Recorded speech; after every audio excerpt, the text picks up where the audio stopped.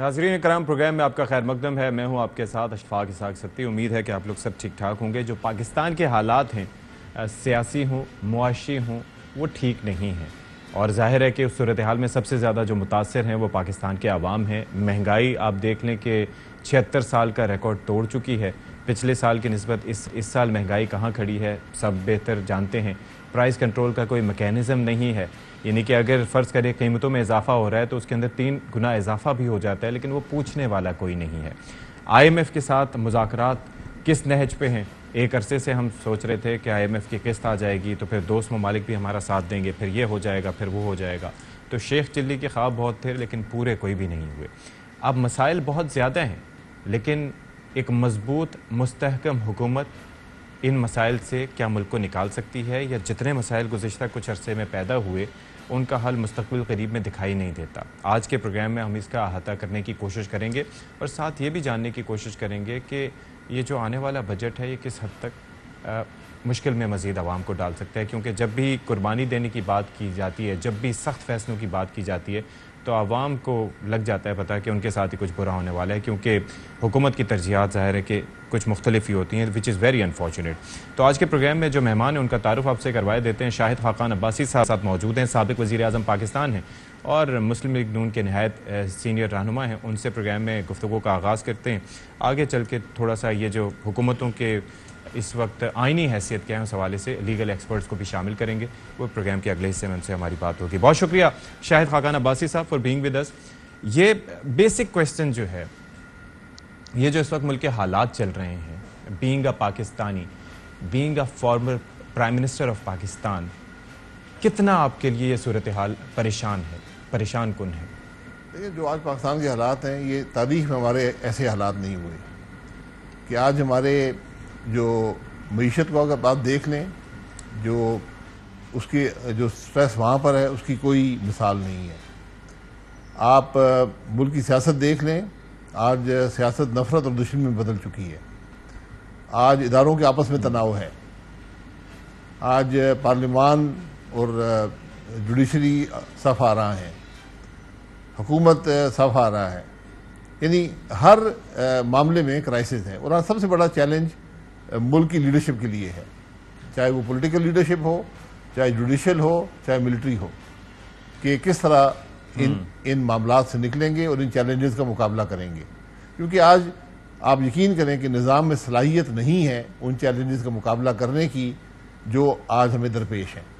اور آپ کے سامنے جتنی سیاسی جماعتیں ملک میں ہیں پچھلے 2 سال میں تمام حکومت کر چکی ہیں، کیا وہ مسائل کو حل کر سکی ہیں؟ ایسا ہی ہے۔ اور آپ جو مسائل حل کرنے کا جو طریقہ ہے وہ آسان نہیں ہے۔ یہ ماضی کے جو مسائل تھے ان کے سامنے یہ مسائل ایک بہت بڑے پہاڑ کی طرح کھڑے ہیں۔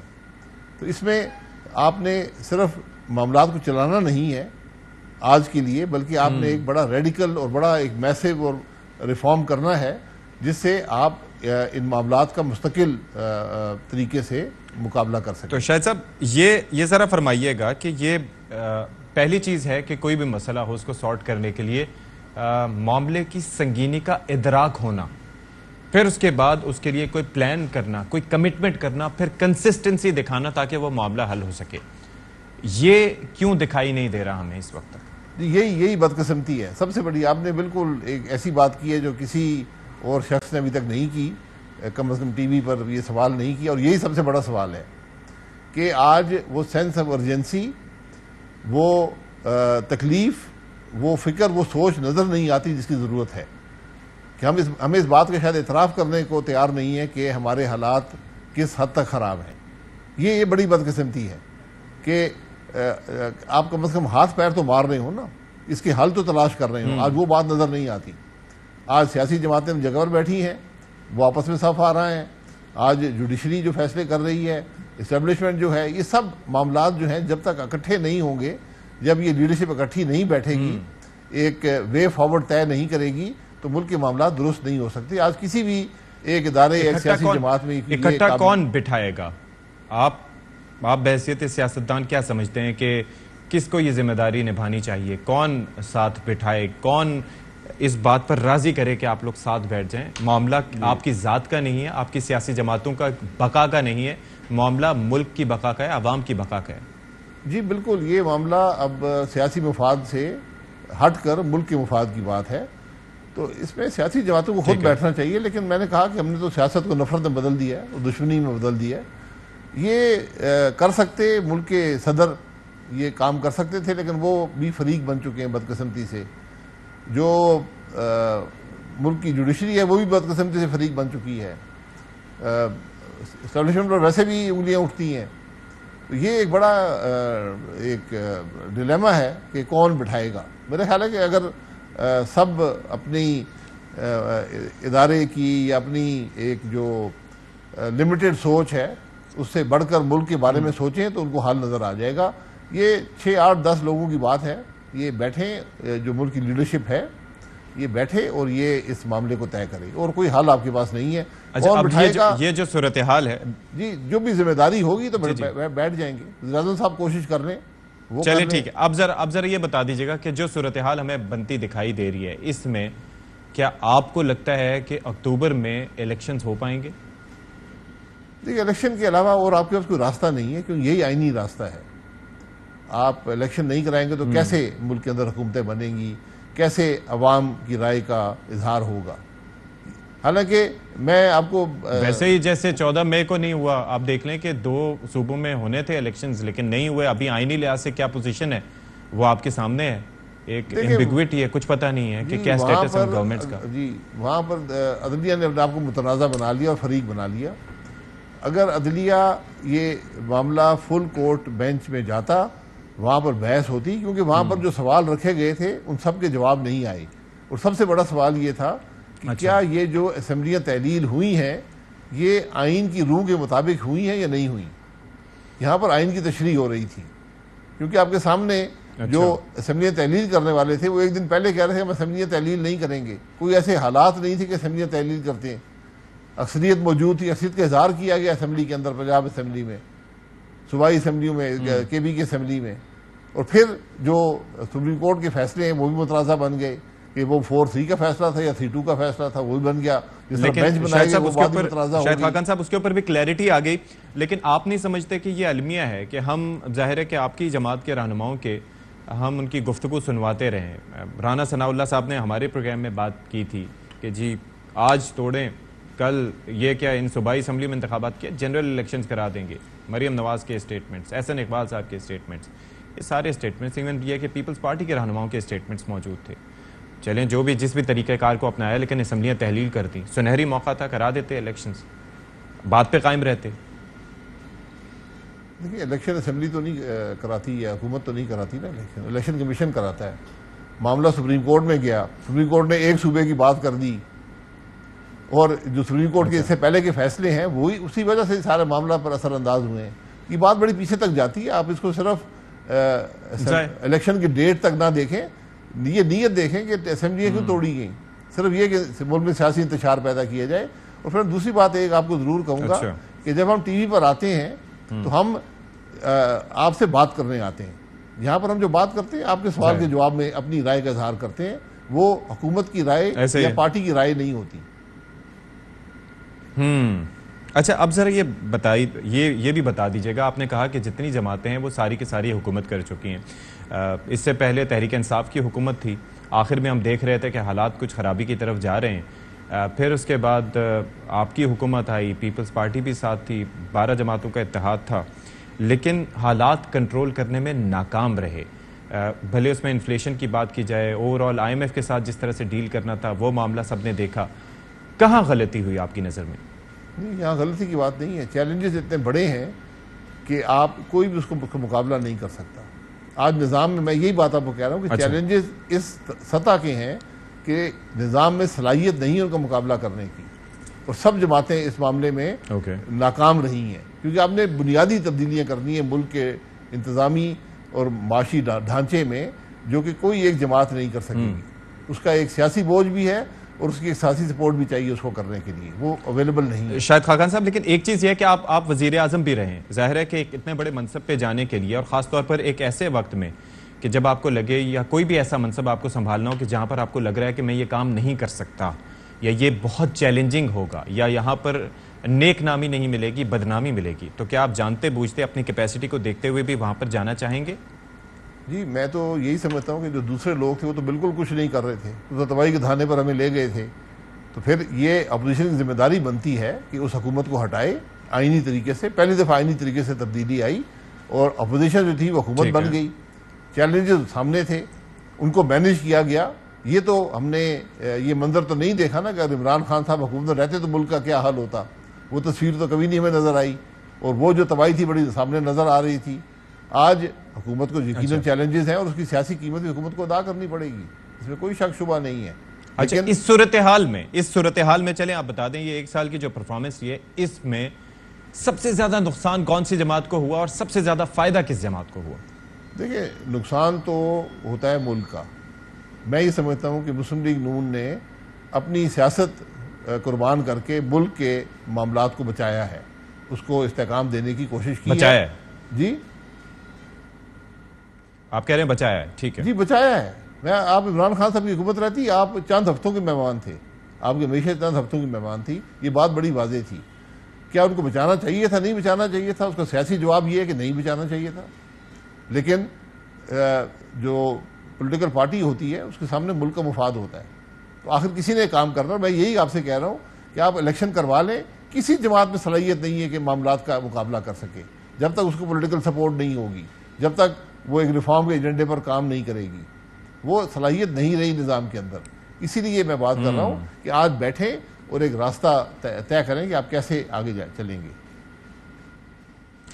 اچھا اب یہ جو آپ یہ بتائیے گا کہ یہ سپریم کورٹ میں ایک نیا قانون پاس ہوا ہے. ایک تو وہ پریکٹس اینڈ پروسیجر والا معاملہ تھا، دوسرا یہ ہے کہ review of judgment and orders act.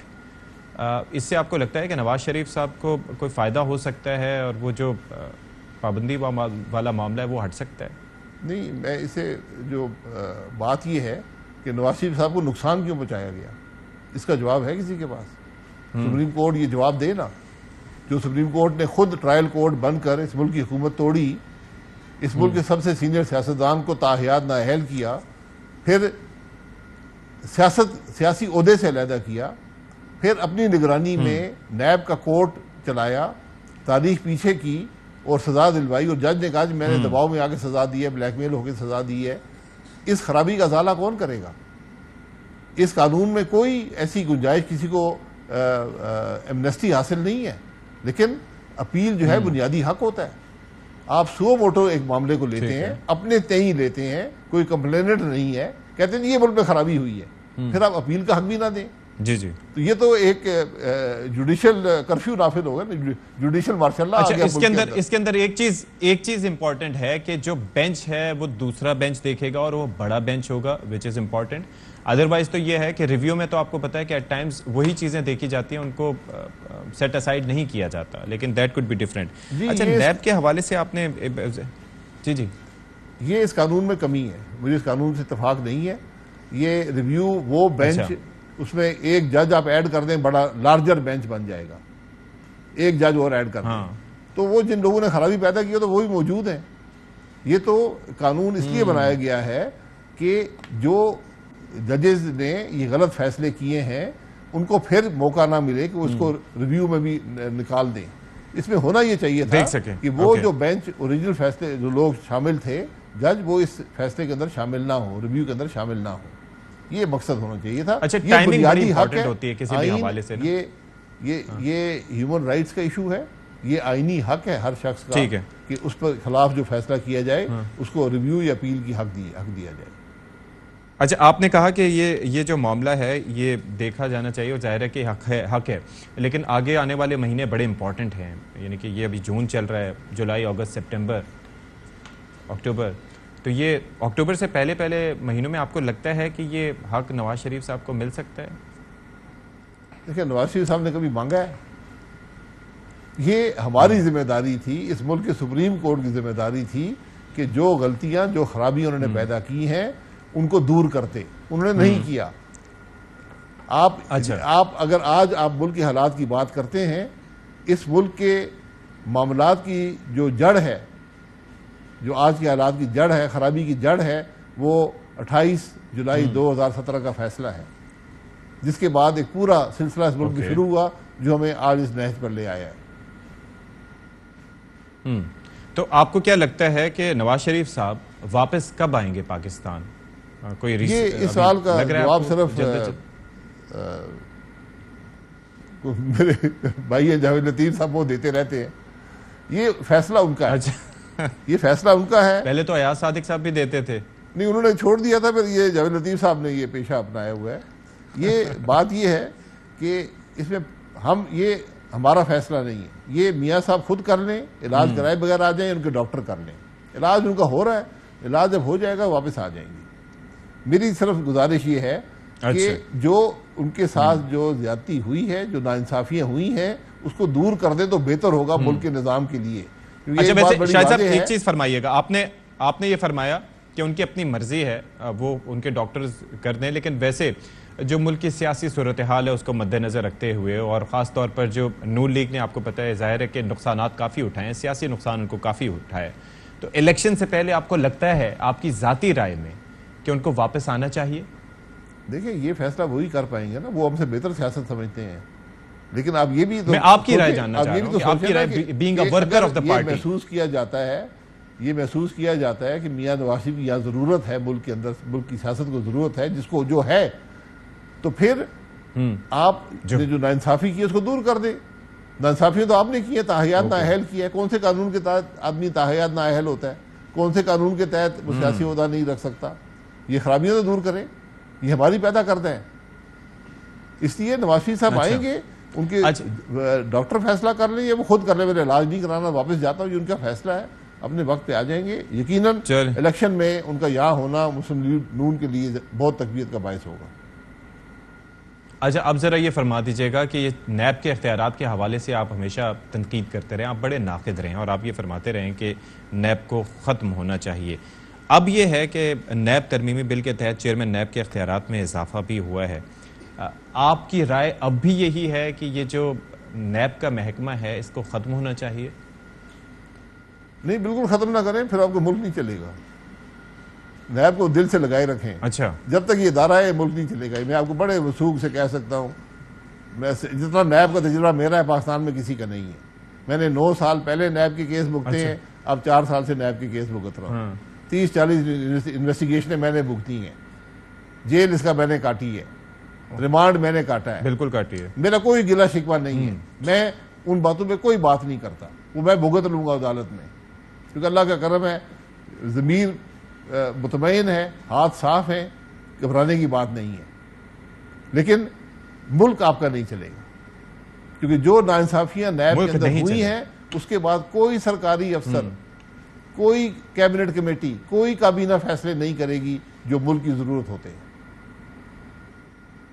بلکہ ہم تو ظاہر سنتے رہے ہیں کہ کہیں پہ آپ نے ٹینڈر دیا اور کہیں پہ آپ نے ڈیسائیڈ کیا کہ اس کمپنی کو دینا چاہیے، تو مبینہ طور پر جی انہوں نے آ کے کیس بنا دیا اس چیز پہ کہ جناب آپ نے فلانی کم بیڈنگ کر رہی تھی، آپ نے اس کو نہیں دیا، تو لازمی طور پہ اس میں کوئی انٹینٹ آپ کی ٹھیک نہیں ہوگی، تو اس سلسلے میں تو کوئی بھی صحیح فیصلہ نہیں کر سکتا۔ اب اس میں کوالٹی کون دیکھے گا، یہ بہت سی چیزیں، اور آپ نے یہ صحیح کہا کہ سرکاری افسران میرے خلاف جو الزام ہے وہ الزام کی وجود ہی نہیں ہے، وہ کرپشن کا الزام نہیں ہے، وہ غلط اختیارات۔ ایک کمپنی ہے جو پیٹرولیم منسٹری کی ہے، اس نے بڈ کرائی، بڈ سے ٹرمینل بنا، دنیا کا سستا ترین ٹرمینل ہے، ریکارڈ ٹائم میں بنا۔ آج پاکستان کی معیشت کو جتنا فائدہ اس ٹرمینل نے دیا پاکستان کی کسی اور چیز نے نہیں دیا، اور آپ اس پہ کیس بنا رہے ہیں۔ میں کہتا ہوں بنائیں نا یار، میں تو آج بھی کہتا ہوں کیس چلائیں نا، کیوں نہیں چلاتے؟ تو یہ چیز میں نے کوئی پٹیشن، میں نے جو امینڈمنٹس ہوئی ہیں میں نے ان کا بالکل سہارا نہیں لیا اپنے کیس میں۔ میں نے کہا جی آپ کیس چلائیں اور کیمرے لگا کر چلائیں، امینڈمنٹس کو ایک طرف رہنے دیں، میں ان کو سہارا نہیں لینا چاہتا۔ یہ چیز آپ نے جب کہا کہ جب تک یہ محکمہ ملک ترقی نہیں کر سکتا، تو یہ چیز آپ نے اپنی جماعت کو یا وزیر اعظم پاکستان شہباز شریف کو سمجھانے کی کوشش کی، باقی جو پارلیمنٹ ہے اس کو سمجھانے کی کوشش کی؟ دیکھیں ملک ترقی نہیں، ملک چل ہی نہیں سکتا جو ملک فیصلہ چل ہی نہیں سکتا، تو یہ بات آپ نے سمجھانے کی کوشش کی؟ جس کی افسر میں نے بالکل پہلے دن بھی کہا تھا کہ 1-2 لائن کی ترمیم کر دیں۔ ایک لائن NAO 99 is repealed، دوسری لائن پاکستان مسلم لیگ نون کے کیس چلتے رہیں تاکہ کسی کو یہ دعویٰ نہ ہو کہ اپنی جان بچا رہی تھی، کیونکہ ہم پھر خطیب صاحب بھی کہیں گے جی اپنی جان بچا رہے تھی جی، قانون ختم کر دیا ہے۔ یہ قانون اس ملک کو تباہ کرنے والا قانون ہے۔ اس نے 24 سال میں کسی کا احتساب نہیں کیا، سیاست توڑی اور مروڑی ہے اور ملک کے گورننس کے نظام کو مفلوج کر دیا۔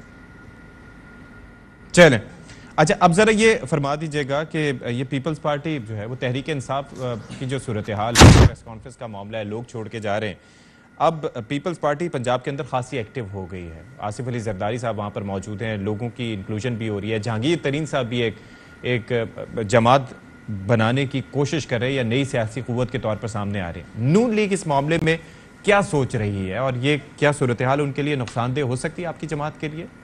دیکھیں، میں نون لیگ کا عہدیدار نہیں ہوں، یہ جماعت کے فیصلے ہوتے ہیں، لیکن جماعت کے پاس عہدیدار اور ورکر اور امیدوار الیکشن میں کے لیے موجود ہیں ہر حلقے میں۔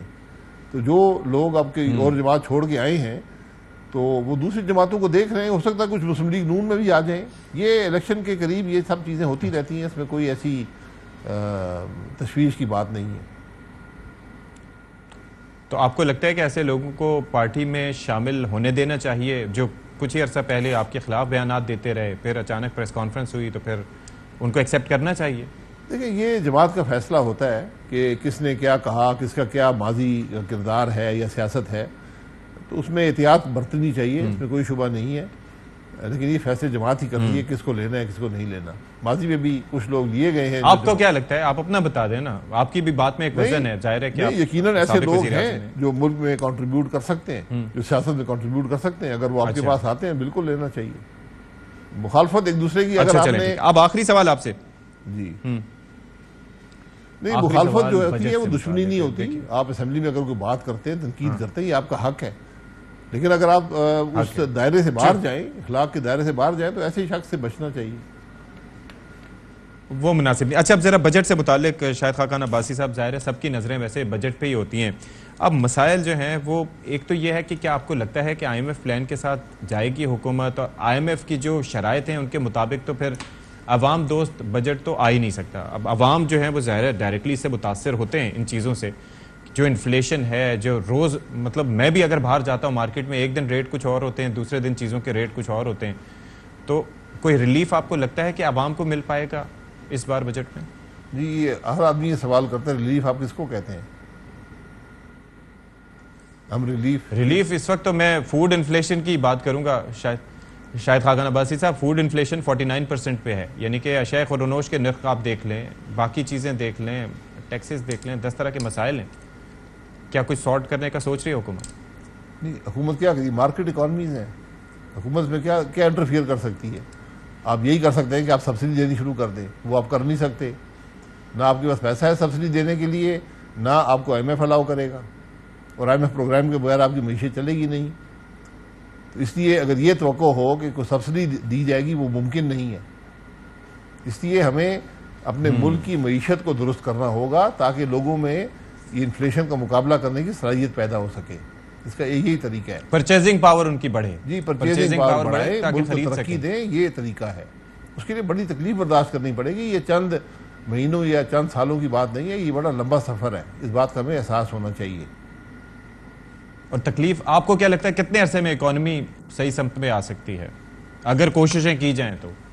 دیکھیے، آپ کو کم از کم 5 سال کا عرصہ چاہیے، یہ جو خرابیاں پیدا ہو گئی ہیں، 5 سال کا عرصہ کم از کم چاہیے آپ کو رخ موڑنے کے لیے۔ ہماری جو بڑی بنیادی خرابیاں ہیں ہماری معاشی نظام میں، ان کو درست کرنے کے لیے کم از کم ان کا سمت درست کرنے کے لیے 5 سال کا عرصہ درکار ہے۔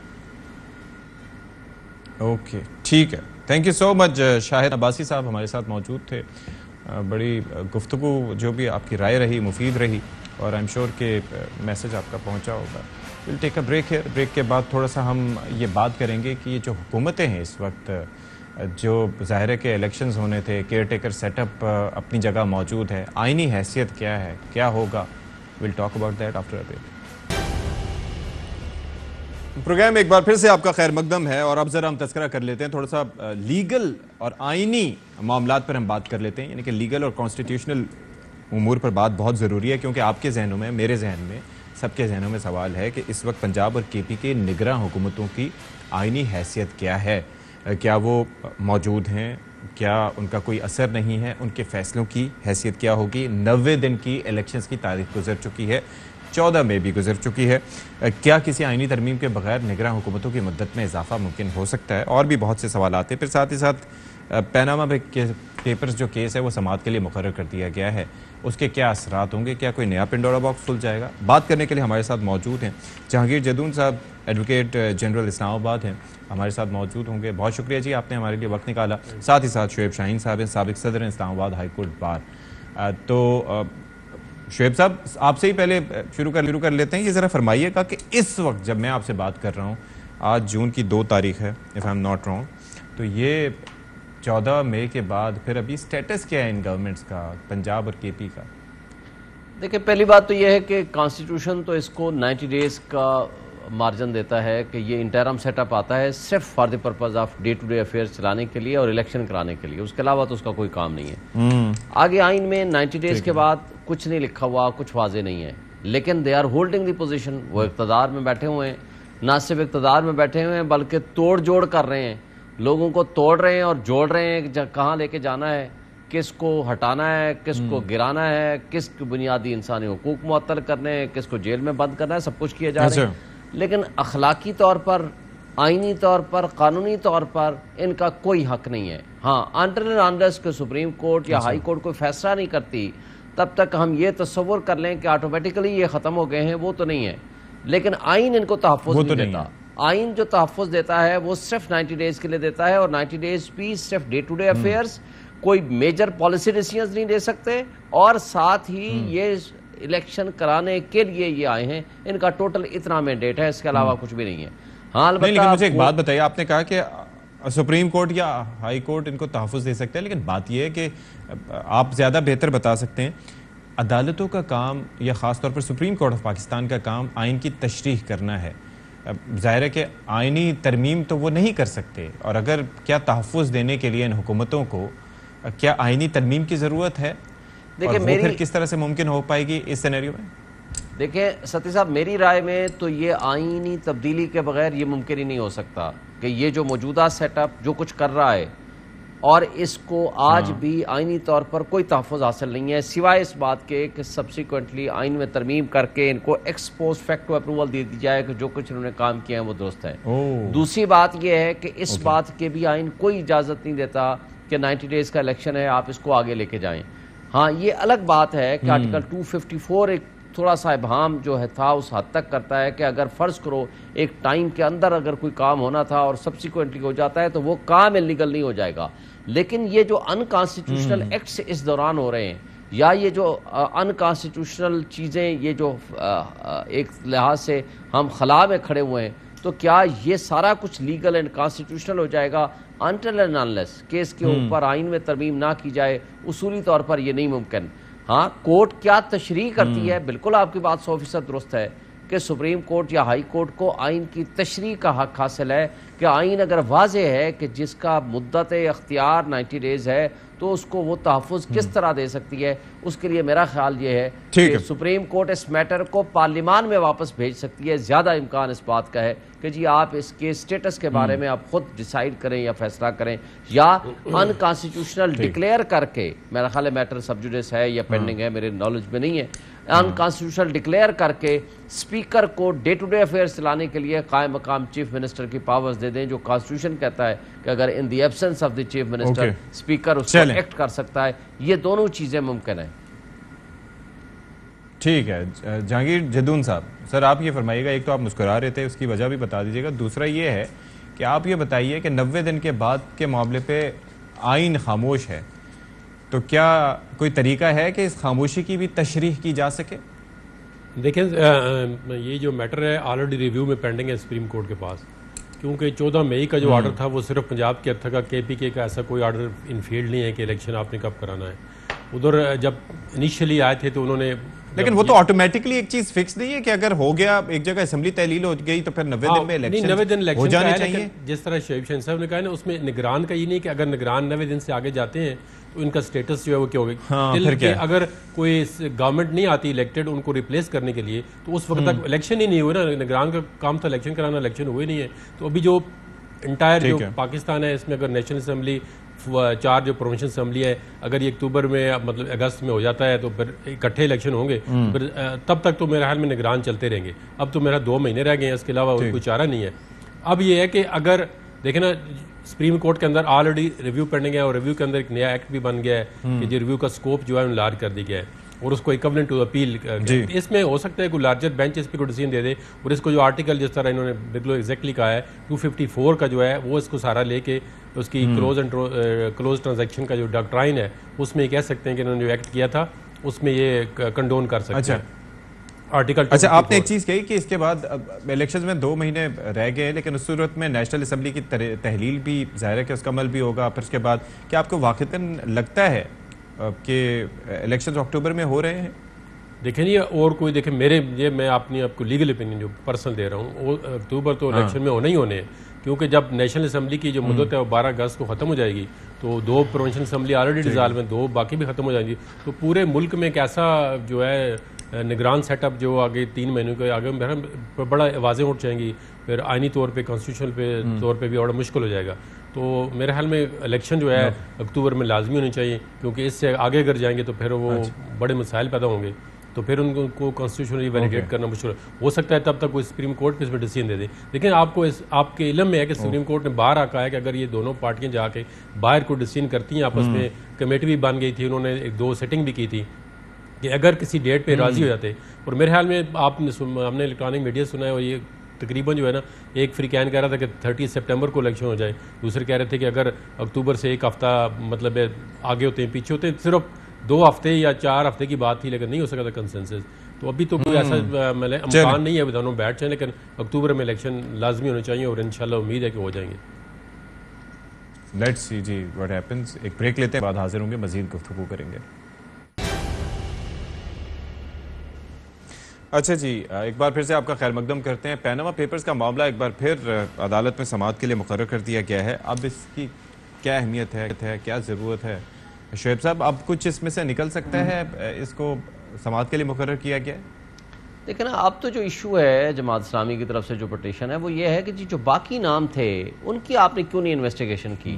اگر کوئی باقی تھے, فرض کرو پارلیمنٹیرینز تھے, نہیں تھے, پبلک آفس ہولڈر تھے, یا کسی کا کوئی انٹرسٹ تھا, کوئی چوری کا پیسہ تو وہاں نہیں گیا, اس کے بارے میں انفارمیشن ایٹ لیسٹ کوئی نہ کوئی پروسیس تو ہونا چاہیے تھا, کوئی انویسٹیگیشن ہونی چاہیے تھی. اگر ایک بندے کو آپ نے کیا ہے یا ایک فیملی کو کیا ہے, باقی لوگوں کا بھی آپ کریں. تو اب یہ ڈیپینڈ کرتا ہے کہ کورٹ کیا پروسیجر اڈاپٹ کرتی ہے, کیا وہ ڈائریکٹ کر دیتی ہے ٹو دی نیب. ویسے تو تمام ادارے پابند تھے کہ اگر کوئی پبلک آفس ہولڈر ہے اور کسی نے ٹیکس چھپایا ہے, کسی نے پیسے چھپائے ہیں, کسی نے پراپرٹی چھپائی ہے, یا کسی نے کوئی بھی پبلک آفس ہولڈر ہے, اس کی حد تک ایک انکوائری پراپرلی ہو جانی چاہیے تھی. لیکن اب نہیں ہوا, اور یہ پٹیشن بھی اس زمانے کی ہے, اب کی نہیں ہے, لیکن سپریم کورٹ نے اب لگا دی ہے.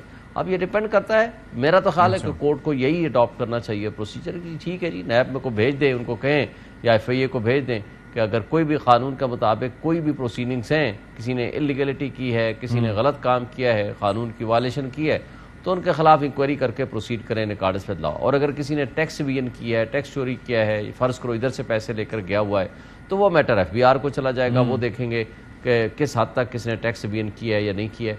میرا خیال ہے یہی ایک طریقہ کار ہو سکتا ہے, بجائے اس بات کے کہ وہ سارا پروسیجر یہاں adapt who, G I T بنے اور پھر ایک ایک بندے کو دیکھا جائے. لیکن انصاف کے تقاضے پورے کرنے کے لیے ضروری ہے کہ اگر کوئی بندہ whosoever میں بھی, خواہ وہ بڑا آدمی ہو, خواہ وہ ہمارے اسٹیبلشمنٹ ہو, خواہ سول بیوروکریسی کا بندہ ہو, جو بھی ہو, کسی نے اگر کوئی غلط کام کیا ہے تو اس کو قانون کے مطابق پروسیڈ کرنا چاہیے. جہانگیر صاحب, do you agree with that? ایک تو چیز یہ ہے کہ ٹائمنگ بڑی میٹر کرتی ہے چیزوں کی. اس وقت ظاہر پٹیشن جس طرح سے شعیب صاحب نے کہا ایک عرصے سے پڑی تھی لیکن ابھی لگائی گئی, میرے خیال میں تو یہ ویسے ایکسرسائز ان فیوٹائل ہے, اس پہ کوئی فائدہ نہیں ہے پناما کو بھی فکس کرنا. جس بندے پہ سب سے زیادہ فوکس کیا وہاں سے پناما سے کامہ نکالا ہے, تو پناما سے نکلنا کچھ بھی نہیں ہے. اس وقت ہی فیصلہ ہوا تو زیادہ بہتر ہوتا, جس کے خلاف انہوں نے بہت کچھ شور مچایا پوری دنیا کے اندر. تو انہوں نے آخر پناما کا انویسٹیگیشن کرتے کرتے کامہ نکال لیا, جی آپ نے بیٹے سے تنخواہ نہیں لی ہے. تو میرے خیال میں اس کی یہ جو بینچ لگے تو اس میں کوئی نظر ثانی کریں کہ یہ ہم سے غلطی ہو گئی تھی ادھر یہ والا کام کرتے کرتے. باقی پاناما میں دیکھیں نا نکلنا کچھ نہیں. آپ دنیا کے دیکھیں مسائل کدھر چلے گئے ہیں, پاکستان کے اندر کتنے مسائل ہیں, ڈیموکریسی کا دیکھ لیں, کانسٹیٹیوشن اور اس وقت کتنے ایشوز ہیں, بہت زیادہ ایشو ہیں. تو اب ایک نیا پنڈورا باز کھول کے تو بجائے اس کے کہ ہم آگے کی طرف چلیں, کوئی ملک کی اکانومی ٹھیک ہو, ملک کے اندر کوئی جو مسائل ہیں آئینی بحران ہے, کوئی الیکشن آگے آ رہے ہیں, ان کو ٹھیک کرنے کے بجائے جو آپ سپریم کورٹ کا ٹائم میرے حال میں پاناما میں ہی ویسٹ کرنا چاہیے. کیونکہ آپ دیکھیں نا جتنا پہلے فوکس ہوا ہے پاناما کا اس سے اندر کچھ نکل نہیں سکا, اس کے انہوں نے اقامت ڈھونڈ کے لے آئے ہیں. تو پاناما سے نکلنا کچھ بھی نہیں ہے. تو جو جن لوگوں نے سب دنیا کو پتہ ہے پاکستان کے اندر احتساب کریں نا, شروع کریں F6 سے کہ کس کس کے پاس 2-3 ارب کے گھر ہیں, کتنے کتنے بل دیتے ہیں. کچھ اکاؤنٹیبلٹی کرنی اس ملک کے اندر بہت مشکل ہے. جو کرتا بھی ہے تو سم ٹائم وہ پولیٹیکل وکٹمائزیشن اور وچ ہنٹنگ کے لیے ہوتی ہے, بعد میں اس کو ٹھپ. آپ پوری ہسٹری دیکھیں پاکستان کے اندر, ایبڈو آیا, پروڈا آیا, پھر اس کے بعد احتساب ایکٹ آیا, نیب آیا. ہر وقت جو ایک گورنمنٹ جو ہے دوسرے کو پولیٹیکل وچ ہنٹنگ کے لیے استعمال کرتی ہے. جب across the board accountability merit پہ نہیں ہوگی نا, تب تک ہم آگے جو ہے کرپشن کے سے اس کو نہ ختم ہو سکتی ہے انہیں ہم آگے بڑھ سکتے ہیں. تو جتنی پولیٹیکل پارٹی ان کا ڈائلاگ ہو کہ جی جو اکاؤنٹیبلٹی ہے, جو کرپشن کے اگینسٹ کوئی کیسز ہیں وہ میرٹ پہ بنے چاہیے. اس طرح دیکھیں نا آپ ایک بندے کے خلاف اگر ایک ایسا جھوٹا کیس بناتے ہیں نا تو اس میں جو ایکچوئل کرپشن بندہ کرتا ہے وہ بھی اس میں بچ جاتا ہے. تو اس پہ ایک اسٹگمیٹائز ہو جاتا ہے بندہ کہ جی اس میں کوئی بات نہیں ہے. جتنی آپ 2018 کے اندر جتنی کرپشن کے ابھی آپ دیکھیں شو سے اٹھ گئے ہیں خان عباسی صاحب, بالکل. پھر انہوں نے کہا تھا مجھے 90 ڈیز کا ریمانڈ دیں, اور میں چاہتا ہی نہیں ہوں کہ میرا ریمانڈ کم ہو. کچھ نکلا ہے وہاں سے, اندر ڈالا کتنے بندوں کو, پولیٹیکل لیڈروں کو. تو پولیٹیکل لیڈر جتنے بھی حالانکہ وہ معاملہ کرپشن کا تھا بھی نہیں. ٹھیک ہے شعیب صاحب, آپ ذرا یہ فرمائیے گا کہ اب تھوڑا سا اس سے ہٹ کے عدالتی اصلاحات بل کا معاملے پہ آپ کو لگتا ہے کہ کوئی بریک تھرو ہو سکتا ہے؟ کیونکہ حکومت نے نظر ثانی کی بات کی ہے جس پر چیف جسٹس نے خیر مقدم کیا ہے. آپ کو کیا لگتا ہے کیا پاسبل ہے اس وقت؟ دیکھیں پہلا جو انہوں نے ایکٹ بنایا تھا جس کی امپلیمنٹیشن کورٹ نے روک دی تھی, اب اس کے ساتھ اب جو نیا ایکٹ بنایا ہے تقریباً اس میں جو ان کا پرپس تھا وہ اس میں حل ہوتا ہوا نظر آ رہا ہے. اس میں پہلے میں تھا کہ رائٹ آف اپیل تھی, اس کے اندر بھی چینج آف کونسل کا تھا, اس کو بھی ریٹروسپیکٹیو اپلائی کر دیا تھا, یعنی بیک ڈیٹڈ اس کی اپلیکیبلٹی تھی. اور اس لاء میں تو جو مین چیز ہے وہ ریویو کی پاور دے دی گئی ہے. ریویو لارجر بینچ سنے گا اور ریویو کا سٹیٹس وہی ہوگا جو اپیل کا سٹیٹس ہے, اور چینج آف کونسل بھی اس میں دے دی گئی, اور بیک ڈیٹڈ اس کا بھی اطلاق کر دیا جائے گا. مینلی تو مقصد یہ ہے کہ دو شخصیات جو ہیں ان کو بینیفٹ کرنا ہے, جو اصل جو بظاہر نظر آتا ہے, اور فیوچر کے لیے تو جو ہوگا سو ہوگا. ترین اور صاحب دو تین چیزیں, ترین صاحب اور نواز شریف صاحب کو, اس کو 60 ڈیز کا ٹائم دے دیا گیا ہے کہ وہ ریویو فائل کر سکتے ہیں, اور جس نے فیصلہ کیا ہوتا ہے جتنے جج صاحبان نے اس سے لارجر بینچ سنے گا. لیکن اس کے اندر ایک بینیفٹ ان کو اور بھی مل گیا, وہ اگر یہ لاء رہتا ہے جو سیکنڈ لاء جس کو ابھی تک سسپینڈ نہیں ہوا اور نہ ہی کسی نے اس کو چیلنج کیا ہے, وہ یہ ہے کہ اگر جو 1 مارچ کا فیصلہ تھا یا 4/4 کا فیصلہ تھا جو سپریم کورٹ نے دیا تھا, اس کے خلاف گورنمنٹ نے ریویو نہیں کیا تھا, اور جو ریویو کیا تھا الیکشن کمیشن آف پاکستان نے وہ تقریباً فائنل سٹیج میں تھا, اس دوران یہ لاء آ گیا. اس لاء کے آنے کے بعد وہ بھی اب پینڈنگ ہو گیا, اب لارجر بینچ سنے گا, اور وہ لارجر بینچ پھر فیصلہ کرے گا کہ کیا وہ ریویو الیکشن کمیشن کی ایکسیپٹیبل ہے, مینٹینیبل ہے یا نہیں ہے, اور اس کا سٹیٹس بھی اپیل کی صورت ہو گئی ہے, یعنی ریویو نہیں رہا, اپیل کی صورت ہو گئی ہے. تو اس لیے میں سمجھتا ہوں کہ ایک تو یہ اس کا ان کو بینیفٹ ملے گا. دوسرا یہ ہو سکتا ہے کہ یہ اب 4/4 کے فیصلے کے خلاف یا 1 مارچ کے فیصلے کے خلاف بھی ان کے پاس 60 ڈیز گورنمنٹ کے پاس آ گئے ہیں, یہ چاہیں تو اس دوران ریویو فائل کر سکتے ہیں. تو جو ان کے اوپر تلوار لٹک رہی ہے کنٹمپٹ کی, اس سے بھی بچت ہو سکتی ہے, اس سے بچ سکتے ہیں. جہانگیر جدون صاحب یہ ذرا فرمائیے گا, ایک تو یہ ہے کہ ایک تو ہے پریکٹس اینڈ پروسیجر ایکٹ, دوسرا ہے supreme court review of judgment and order act. یہ دونوں آپ کی نظر میں ملتے جلتے ہیں, ان کو ایک ساتھ دیکھا جائے گا؟ اس پہ بات ہوئی ہے تو اس میں تھوڑا سا اوور لیپنگ آ گئی ہے, جس طرح ان کا اپیل اور ریویو, ریویو کا سکوپ انلارج کر کے اکویولنٹ ٹو اپیل کر دیا ہے. تو اب اس میں تھوڑا سا ہو سکتا ہے گورنمنٹ بھی اس پہ سوچے کہ کیونکہ جب اوور لیپنگ ہو جاتی ہے تو ایک ہی لا جو ہے فیلڈ میں رہ سکتا ہے, دونوں نہیں رہ سکتے. ایک تو سپریم کورٹ نے ظاہر ہے اس کو ایل نے بینس کیا ہوا کہ وہ آگے پروسیڈ ہی نہیں ہوا, تو دوسرا لا جو ہے اس میں میرے خیال میں سپریم کورٹ نے کوئی ایسی شو نہیں کیا کہ یہ اگینسٹ فنڈامنٹل رائٹ ہے یا جوڈیشری کے انڈیپینڈنس کے اگینسٹ ہے. اور اس میں یہ دیکھیں اب انہوں نے کہا ہے کہ 2 آدمی یا اس پہ ہم سے مشاورت نہیں کی گئی. اس میں دیکھیں اب یہ 2 آدمیوں کے لیے لا نہیں ہے, یہ پرسن اسپیسیفک نہیں ہے, اس میں سپریم کورٹ بھی ایگری. اس میں جو بھی بندہ 184(3) کی کیونکہ پہلے کوئی اگر ڈائریکٹلی کیس لینڈ کرتا ہے سپریم کورٹ کے اندر تو اس میں کوئی نہ اپیل تھی نہ کوئی پراپر اس طرح ریویو تھا. پہلے جو ریویو کا سسٹم تھا وہ بہت لمیٹڈ تھا, تو ابھی بندے کو پھر اس کو تھوڑا سا اپرچونٹی مل گئی ہے اکویولنٹ ٹو دا اپیل، تو وہ کیس جو ہے وہ زیادہ اچھے طریقے سے دیکھا جا سکتا ہے کہ اس کے اندر کوئی کمی نہیں رہتی. اس میں یہ پرسن اسپیسیفک نہیں ہے، اگر پرسن اسپیسیفک ہوتا تو ہو سکتا ہے اس کو پھر چیلنج کیا پرسن اسپیسیفک نہیں ہے، which is good. ٹھیک ہے جی، بہت شکریہ آپ کا جہانگیر جدوں. ایڈوکیٹ جنرل اسلام آباد ہمارے ساتھ موجود تھے، شعیب شاہین صاحب سابق صدر اسلام آباد ہائی کورٹ بار. بہت شکریہ آپ دونوں صاحبان کا، آپ ہمارے ساتھ موجود رہے. چیلنجز جی بڑے ہیں، کل ہم تھوڑا سا اکانومی کو بھی ٹچ کریں گے، تھوڑا سا مزید مفصل انداز میں اس میں گفتگو کرنے کی کوشش کریں گے، لیکن آج کی جو گفتگو تھی وہ بھی یہی ہے کہ ادراک پہلے ہونا چاہیے کہ مسائل ہمارے ہیں کیا، سنگینی کتنی ہے، ملک کو کیا نقصان ہو سکتا ہے، کتنے عرصے کے لیے ہو سکتا ہے، اور عوام کا کیا ہوگا. عوام تو سب اپنے لیڈرز کی طرف دیکھ رہے ہیں. تو پروگرام سے فی الحال اتنا ہی.